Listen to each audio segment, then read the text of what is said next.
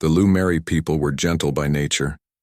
Their worlds were full of crystal rivers, bright gardens, and music that floated through the air like wind chimes. They were artists, builders, singers, and dreamers. For thousands of years they had known peace. War was something their ancestors spoke of only in old stories, the kind told to children before bed to remind them how far they had come. But peace is fragile, and the galaxy does not always leave dreamers untouched. The Karthak came without warning. They were a species of iron and fire, their ships black like burning stone, their voices sharp as knives. They descended upon the Lumeri colonies not to trade, not to speak, but to conquer. To the Karthak, peace was weakness. Beauty was something to be broken. And those who could not fight were meant to kneel. The first world fell in days. The Lumeri had no armies, no war fleets, only small defense ships built for patrol and ceremony. Against the Karthak's war machines, they were as fragile as glass. Families fled into forests, hiding in caves, praying to gods who never answered. Children clung to their parents as fire fell from the sky. The Council of Stars, the great ruling body of the galaxy, was called upon for aid. The Lumeri begged them, pleaded with them, sent messages that carried the pain of an entire species. But the council only debated. They argued for weeks, then months. Some claimed the Lumeri were too far away, not worth the risk. Others feared the Karthak's strength and wanted to avoid a war they might lose. In the end, the council did what great empires so often do when faced with the suffering of the weak. They turned their faces away. The Lumeri were left alone, and in that loneliness grew despair. Entire cities turned to dust. Families were dragged away in chains, forced to serve as slaves on ships and mines. Gardens that once sang with life now burned in black ash. The Lumeri, once proud of their peace, began to understand the cruel truth. Sometimes peace was not enough to survive. When hope seemed gone, the Lumeri leaders did something desperate. They searched not for powerful allies, not for great empires, but for anyone who might listen. Their long-range beacons reached across the void, scattering their cries into the darkness. Many signals went unanswered, others were intercepted and ignored. But one, carried on a faint beam of light, reached a small, wild world on the edge of the galaxy. The world was called Earth. The Lumeri knew little of its people. The Council of Stars often spoke of humans in whispers. They called Earth a death world, a planet so dangerous it had shaped its children into predators. Poisoned jungles, burning, deserts, endless oceans, storms that could tear mountains apart. The humans had grown up in the teeth of such a world. They were not seen as noble or wise. They were feared, avoided, treated as reckless savages who laughed at danger. But the Lumeri were out of choices. They sent the message anyway. It was a simple call. We are the Lumeri. Our worlds are burning. The Karthak are taking everything. Please, if you hear this, help us. The message was sent with trembling hands. The elders expected nothing. No answer. No rescue. Why would a species like humanity care for them? Strangers across the stars. The Lumeri were artists, singers, dreamers. The humans were hunters, fighters, survivors. There was no reason for them to come. And yet, as the last words of their plea echoed into the void, the Lumeri prayed. Not to their gods, not to their council, but to the unknown, to the chance that, somewhere, someone still believed that the weak deserved protection. They did not know it then. But their message had reached the one species in the galaxy who would never ignore a cry for help. The Lumeri believed their message would vanish into silence. They imagined it drifting endlessly between stars, a lonely cry no one would ever hear. After all, why should humanity care? They were a young race still carving their place in the galaxy. No treaties bound them to the Lumeri. No promises tied their fate to strangers. But less than a single day after the message was sent, the Lumeri received an answer. The transmission screen flickered, and a human face appeared. It was a woman, her skin marked with age and experience, her eyes cold as steel, yet alive with a fire the Lumeri had never seen. She wore no crown, No robes of authority, only a dark uniform scarred with emblems of past battles. Behind her, screens glowed with tactical maps and voices murmured like a storm waiting to break. Her first words were not the kind the Lumeri expected. She did not ask for tribute. She did not ask for riches. She did not speak of treaties or long negotiations. Instead, her voice was calm and sharp as a blade. "We received your distress call. We're coming." The Lumeri elder who had sent the plea almost dropped to his knees. For hours he had prepared arguments, promises of trade, desperate offers of surrender if needed. But none of them were necessary. The humans had already decided. "Why?" The elder whispered, his voice trembling through the translator. "Why would you come for us? You do not even know us." The council turned away. Even our closest neighbors refused to risk their lives. "Why you?" The woman's expression never changed. She leaned closer to the screen, and in her eyes was something the Lumeri could not name, something terrifying, yet strangely comforting. "Because you asked," she said simply. The room fell silent. The elders looked at one another, unsure if they had misheard, but the human meant every word. She continued, her tone heavier now, like thunder rolling over mountains. "You are not the first species to be hunted. You will not be the last. But humanity knows what it means to stand alone, to be ignored when the strong look away. We know what it means to be prey, and to decide we will never be prey again. So when someone asks us for help, we do not debate. We act." For the first time since the invasion began, the Lumeri felt something stir within their hearts. It was not quite hope, not yet, but it was something close. The elder swallowed hard. "What will you need from us? Resources? Payment? Treaties?" The human admiral shook her head. "We don't want your gold, or your art, or your promises. What we want is simple." The room waited in breathless silence. "Tell us," the admiral said, her voice like steel wrapped in fire. "Where you want us to hit first." The Lumeri shivered. It was then they understood a dangerous truth. Humans were not like the council, who moved with words and endless debates. They were not like the Lumeri, who sang songs of peace and prayed for mercy. Humans were children of a death world. They did not answer calls for help as saviors. They answered as predators who had chosen their prey. Outside, the Lumeri skies were still burning. The Carthax still roared in their conquests, their fleets spreading like black wings across the stars. But somewhere in the distance, on a small blue planet, humanity was moving. Ships were being fueled, weapons prepared, soldiers called. The galaxy had ignored the cries of the Lumeri. The council had turned away. But humanity was coming, and the elder, though still trembling, whispered words he never thought he would say again. Perhaps we are not alone after all." He closed his eyes, and for the first time since the Carthax invasion, he allowed himself to believe in survival. When the human fleet arrived, the Lumeri did not know what to expect. They had imagined shining ships of silver, radiant and noble, like the stories of heroes from their old songs. They thought perhaps the humans would bring banners of light, a fleet of saviors rising from the stars. But what came instead was something far more unsettling. The first human ships dropped from faster than light like falling mountains. They were not beautiful. They were not polished.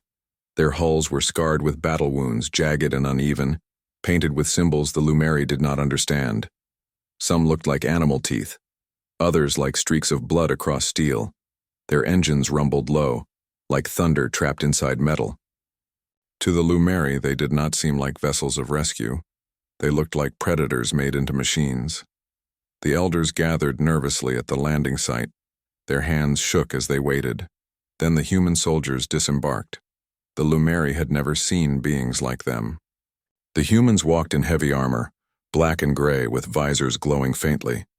Their boots struck the ground like drumbeats of war.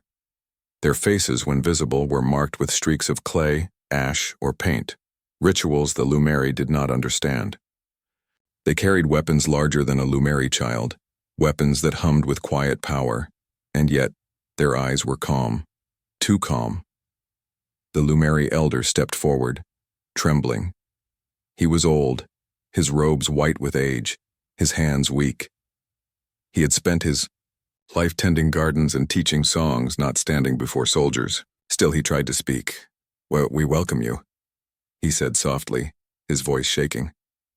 "You came when no one else did. You came when all hope was gone. But I must ask, why?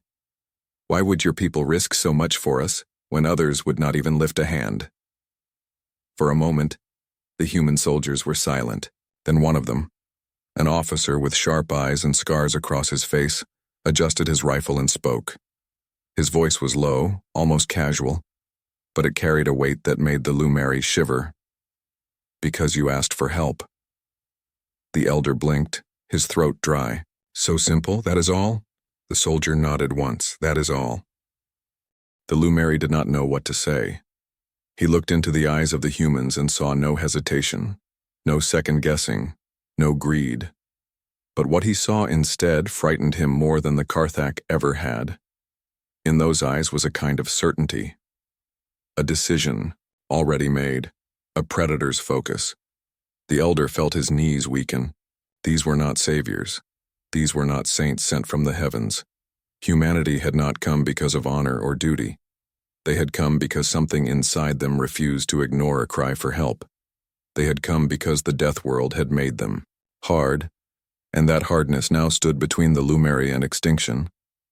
Around the landing site, the Lumeri citizens gathered, whispering nervously. Some hid behind walls, frightened of these newcomers. Others cried openly, torn between gratitude and fear. Children stared with wide eyes, clutching their parents' hands. One little Lumeri child whispered, "Mama, are they monsters?" Her mother did not answer. She only held her tighter because she did not know herself. The elder finally found his voice again. "We are grateful," he said, bowing his head. "But I must ask one more question. What will you do now?" The scarred human officer turned, his armor glinting in the fading light. He looked toward the horizon, where the sky still glowed with the fires of Karthak warships. Then he answered in words the Lumeri would never forget. "We will do what we always do. We will fight. And when it is done, the Karthak will never harm you again." The elder felt a chill run through him. For the first time in his long life, he understood something his people had forgotten. Salvation did not always arrive with gentle hands. Sometimes it came with clenched fists and burning eyes. And as the humans marched forward, readying themselves for war, the Lumeri realized the truth. They had not called saviors from the stars. They had called predators who had chosen to hunt on their behalf. The Karthak had crushed every race they faced. Their empire stretched across countless systems built on blood and chains. To them, the Lumeri were nothing but weak prey, fragile dreamers who could never fight back. And when the humans arrived, the Karthak laughed. They had heard of Earth before, a savage world, a dangerous world. But still, to the Karthak, humans were just another young species, another name on the long list of those who would fall before their fleets. So when the first human ships appeared on their scanners, the Karthak commanders smiled. They prepared to make an example, to show the galaxy what happens to those who resist. But the Karthak had never faced predators like these. The battle began in orbit. The Karthak fleets roared forward, their cannons blazing, confident as always. Yet the humans did not scatter. They did not run. Their ships moved like a hunting pack, darting between enemy lines, tearing holes in the Karthak formation with ruthless precision. Explosions lit the sky. The Karthak expected the humans to fight defensively, to protect the Lumeri. Instead, the humans went on the attack. They targeted command ships, fuel lines, supply carriers, ripping the enemy apart from the inside. The Lumeri, watching from the ground, gasped as entire sections of the Black Karthak fleet were consumed by fire. But that was only the beginning. When the humans landed, the true nightmare for the Karthak began.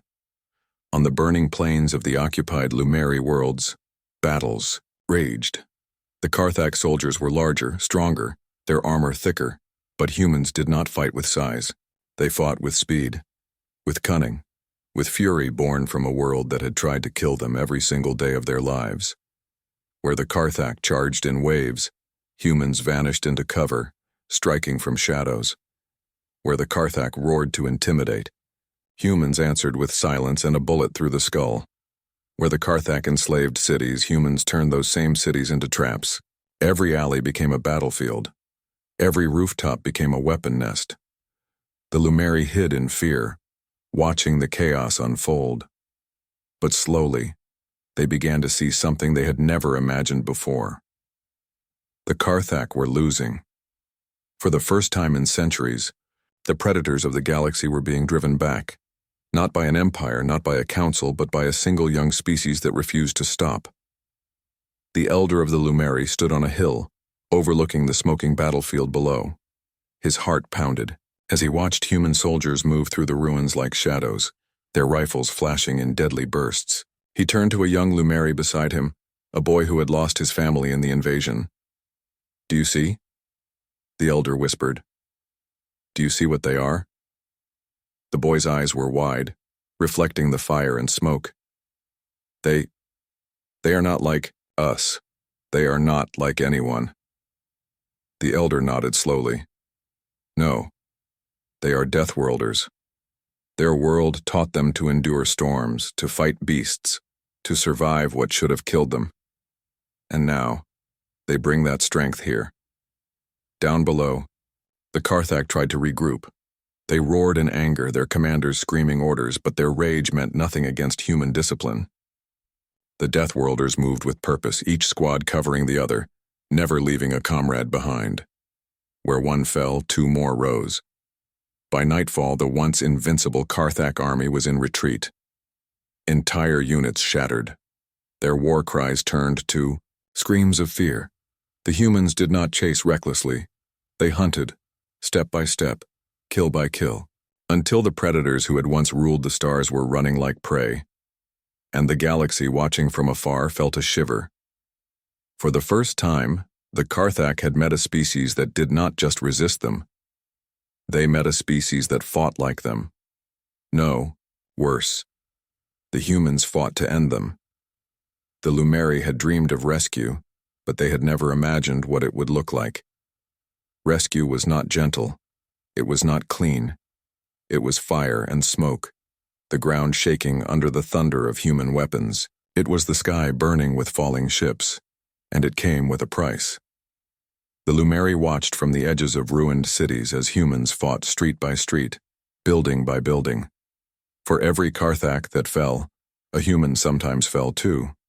Their armor, cracked, their blood staining the broken stone. Yet even in death they did not scream, they did not beg. They fought until their last breath, and when they could not fight, they crawled to shield their comrades. One evening, after a brutal clash near the river city of Kalor, the elder walked among the ruins. He found a group of humans gathered in silence. In the middle of them lay one of their fallen, his armor scorched, his helmet cracked. The humans had laid his body on a cloak. They stood around him, heads bowed, faces grim but dry of tears. The elder approached slowly, unsure if he was welcome. I am sorry for your loss," he whispered. A young human soldier looked up at him. Her face was tired, smeared with ash, but her eyes were steady. "He knew what he signed up for," she said quietly. "We all do." The elder shook his head, struggling to understand. "But you had no reason to come, no bond with us. Why give so much, only to lose so much?" The raw soldier glanced back at the body, her jaw tightening. "Because if it were us," she said, her voice heavy with something the elder could not name, "we would want someone to come." The words struck him like a blade. He turned away, his heart heavy. These humans were not fighting for glory, not for riches, not even for survival.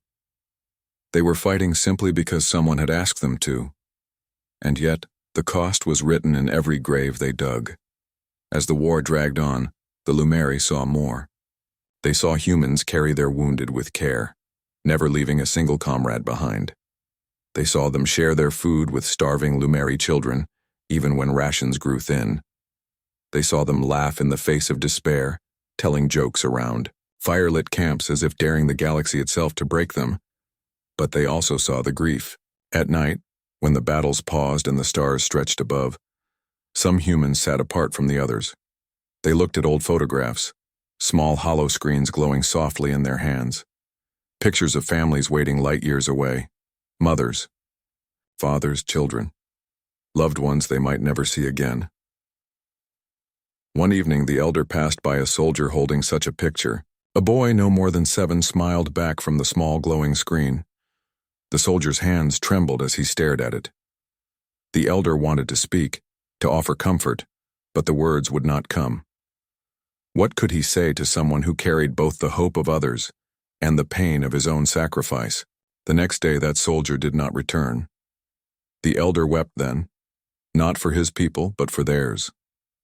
He realized that humanity's strength was not only in their weapons, not only in their predator's instinct, it was in their hearts. They bore grief like armor, carried sorrow like a shield, and still they moved forward. The Karthak had underestimated them. The council had dismissed them. But the elder now knew the truth. These Deathworlders were not fearless because they felt no pain. They were fearless because they felt it deeply, and still chose to fight anyway. And as more human graves were dug into Lumeri soil, the elder made a silent vow. When the war was over, his people would never forget. They would carve the names of these strangers into their history, not as outsiders but as saviors who had given everything so that a gentle people could live. The war had burned across stars. World after world saw the clash of Deathworld soldiers and the once invincible Karthak. For the first time in living memory, the predators of the galaxy were on the run. But humanity was not satisfied with defense. They did not come only to push the Karthak back. They came to end them. The decision was made after countless battles and countless graves. The human admiral, her uniform torn and her voice like cold steel, stood before both her soldiers and the Lumeri elders. "It will not stop," she said, simply. "The Karthak will rebuild, and one day they will return. We are not here to hold the line. We are here to cut the head off the beast." Her words sent shivers through the chamber. The Lumeri elder swallowed hard. "You mean their homeworld?" The admiral's eyes hardened. "Yes. We take the fight to the heart of their empire. No more running. No more hiding. They must learn what it means to fear." The Lumeri were terrified. To them, the Karthak homeworld was a fortress of nightmares, a place even the bravest dared not whisper about. But to the humans, it was only the next target. The fleet moved swiftly. Hundreds of ships streaked through the void, carrying with them soldiers who had already buried too many comrades. Their silence was heavy, but their resolve was absolute. The galaxy watched in disbelief as humanity, a species so young, dared to challenge one of the oldest empires. When they arrived, the sky above the Karthak world became fire. The defenders were countless. Black warships filled the heavens, their cannons thundering like a storm of death. But the humans did not flinch. They fought with the same ruthless precision they had shown on every battlefield. Their ships cut through enemy lines like blades, through flesh, breaking formation after formation. On the ground, the battle was worse. The Karthak fought with desperation, their roars shaking the very earth. Streets ran red with blood. Towers crumbled under artillery. The humans moved forward step by step, never stopping, never retreating. They fought not only with weapons, but with sheer willpower, as if the memory of every fallen comrade carried them forward. The Lumeri elder had begged to remain behind, but the humans insisted he witness the end. From the command deck of a human flagship, he saw the fires consuming the Karthak world. His heart trembled, torn between fear and awe. He turned to the admiral. You will destroy them completely?" The admiral's voice was quiet, but her words cut like iron.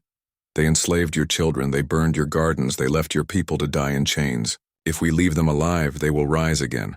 We are here to finish this." On the planet's surface, the last battle raged. The Karthak Emperor himself led his warriors into the streets, screaming of vengeance and glory. But the humans did not care for his words. They answered only with fire. Hours stretched into days. And then, finally, the war cries of the Karthak began to fade. Their cities lay in ruins, their armies shattered, their leaders silenced forever. Humanity had done what no other species had dared. They had ended an empire. When the final stronghold fell, silence washed over the battlefield. Human soldiers stood among the ashes, their weapons lowered. They did not cheer. They did not sing. They only bowed their heads, remembering the price of victory. The elder, his voice trembling, whispered, "You didn't just save us. You destroyed them." The admiral looked at him with weary eyes. "You asked for help. We don't do things halfway." And in that moment, the elder understood the full meaning of those words. Humanity had not come as rescuers. They had come as predators, who refused to let injustice stand. The Karthak were gone, and the galaxy would never forget who had brought their end. When the last Karthak fortress fell, a strange silence spread across the stars. The predators who once enslaved half the spiral arm were gone, their empire shattered into dust. Worlds that had lived in chains now looked to the skies in disbelief, unsure if freedom was real. At the center of it all stood humanity. The humans did not hold parades. They did not demand treasures from those they had freed. They simply gathered their dead, repaired their ships, and prepared to return home. To them, victory was not celebration. It was survival. It was duty fulfilled. But to the Lumeri, it was something far greater. On the ruined steps of their rebuilt council hall, the Lumeri elders gathered. The elder who had first sent the desperate plea stood before his people, his hands trembling as he spoke. "Our worlds are alive because of them," he said, his voice breaking. "When the council turned away, when every empire ignored our cries, humanity came. They bled for us. They buried their sons and daughters on our soil. And because of them, our children will live to sing again." Tears filled the eyes of his people. They looked out across their recovering cities where human soldiers still walked among them, repairing roads, planting food, teaching the young how to survive if darkness ever returned. These Deathworlders, who had seemed like monsters when they first arrived, were now family. In the years that followed, stories of the war spread. The galaxy whispered of the humans, of how they answered a plea no one else had, and how an empire of predators had been destroyed in their wake. Some species spoke of them in fear, calling them destroyers, others in awe, calling them saviors. But for the Lumeri, there was only one truth.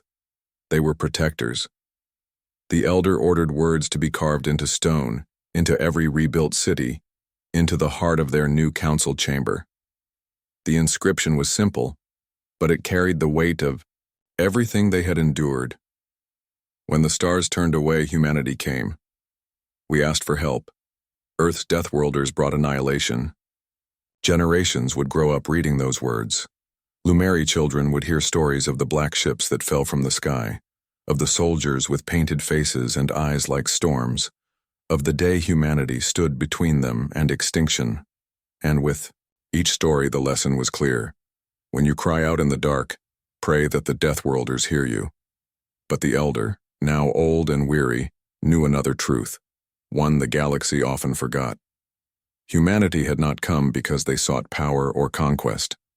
They had come because of something far simpler, far deeper. A voice had asked for help, and they had answered.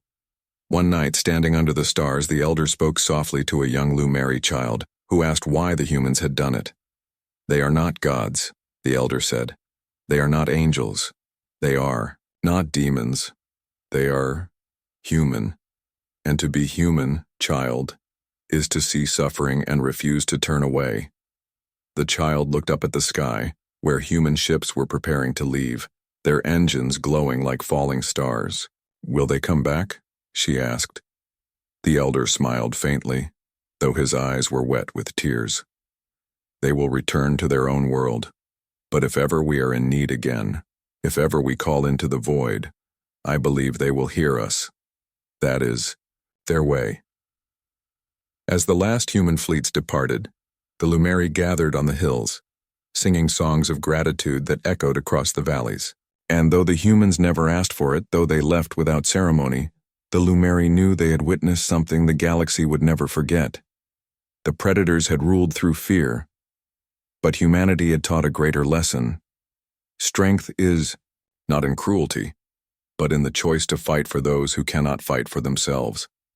And so, the legacy of Earth's Deathworlders spread across the stars, not as conquerors, not as tyrants, but as the answer to a desperate cry for help.